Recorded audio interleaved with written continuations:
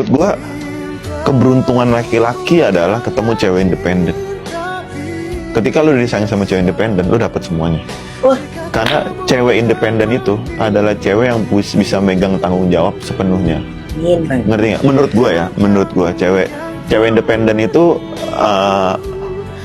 ketika cewek independen udah memilih lo, biasanya cewek independen tuh dewasa lo. Dan picky.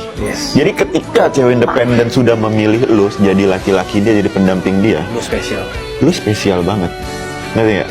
Lu spesial banget. Dan gua akan menaruh nih laki-laki gua salah satu tanggung jawab gua di pundak gua. Ngerti nggak? Karena lu udah bantu gua. Ngerti nggak? Jadi lu gak usah jiper ketemu cewek independen menurut gua, karena dia harus, cewek independen itu menjadikan lo partner sebenarnya. Lu terpilih sebagai partner karena lu punya value. Cewek independen tuh lihat orang dari value. Tolong dengerin ini deretan para mantan. Iya.